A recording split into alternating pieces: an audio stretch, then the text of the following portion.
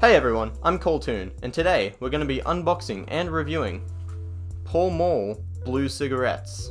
Now, I've never smoked cigarettes a day in my life, and I thought, why not? And I couldn't think of any good reason for it, so I penciled it in my calendar, nothing better came along, so I went out and bought a pack today.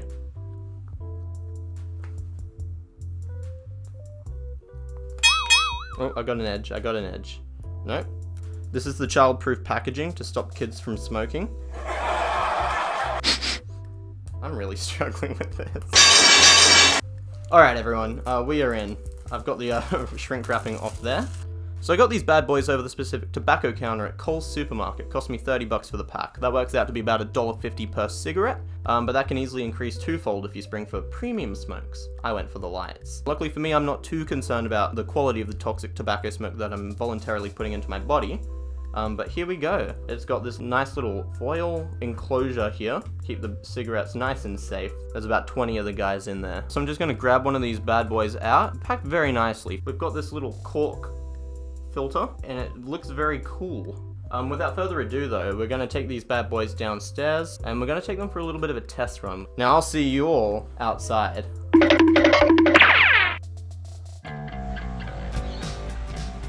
Without further ado, we're going to try smoking Pall Mall Blues.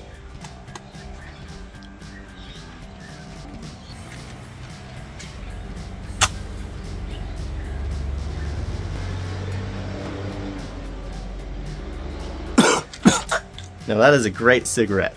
Feels good in the lungs, feels good in the mouth, feels good in the hands, and not to mention, I look cool.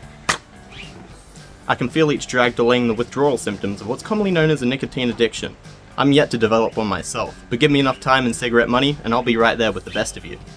Now mouthfeel's the second thing. With each drag I can feel my mouth getting drier and drier, like it's all full of smoke or something. But if there's something I've learned from spending years around habitual smokers, it's you can combat this affliction with a crippling addiction to a second substance. Caffeine. That's right, coffee will fix the mouth dryness. Now with these non-issues in mind, I rate Pall Mall Blue 8 out of 10. We've seen a dramatic decrease in the amount of habitual daily smokers in Australia, falling from 25% in 1991 down to just 11% in 2019, at least according to the Australian Institute of Health and Welfare. I think a large part of this is to do with those horrible, graphic, disgusting images that Big Tobacco is plastering all over the cigarette packages, a product they supposedly want to sell us. Now, I got off easy with mine, only depicting the gross yellow fingers of habitual smokers, but here are some of the more grotesque options available. Now you tell me, why would I want to smoke that? That's disgusting. It really puts me off wanting to smoke this cigarette. If there's one thing that I know, it's that a lessened desire to smoke is bad for the business of selling people smoke.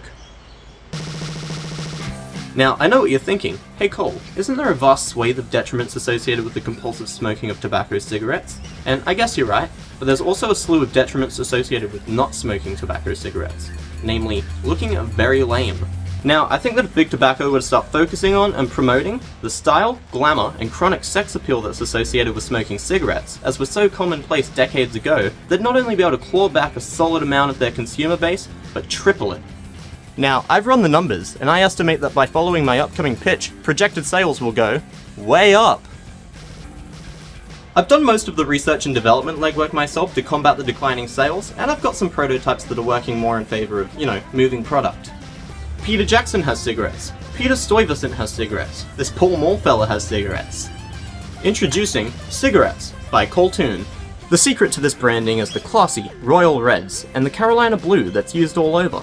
It promotes a sense of glamour, style, and ease, and it acts as a reminder of the immeasurable bliss that is promised with each sweet lungful of nicotine.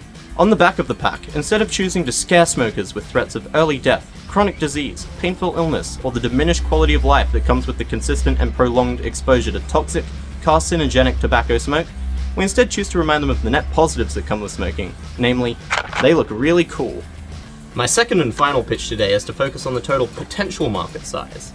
The global population goes up every year, and it's going to do that forever on an exponential scale. The more people that there are, the more people there's going to be. It's a simple game of numbers and sex. We need to use this to our advantage by romanticizing the consumption of tobacco cigarettes to minors. By marketing cigarettes to this age demographic, we can rest assured that every year as the population grows, the number of smokers will grow at least accordingly. But in a world of ever-diminishing attention spans plagued by social media and the instant gratification of short-form content, how can we ensure that the message is getting across to those with whom it's most important to reach? You make the best of it and use these modern social media evils to promote a good cause, nurturing the financially lucrative future that I hope we all see, for big tobacco. I wanna smoke cigarettes,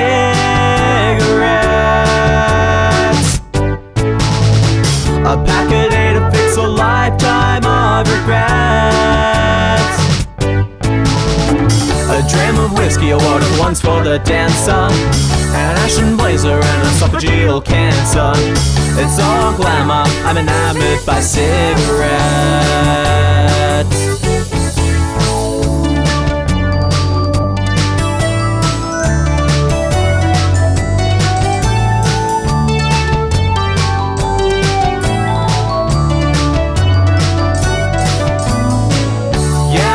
Smoke, and so I'm gonna smoke, because it's cool to smoke cigarettes.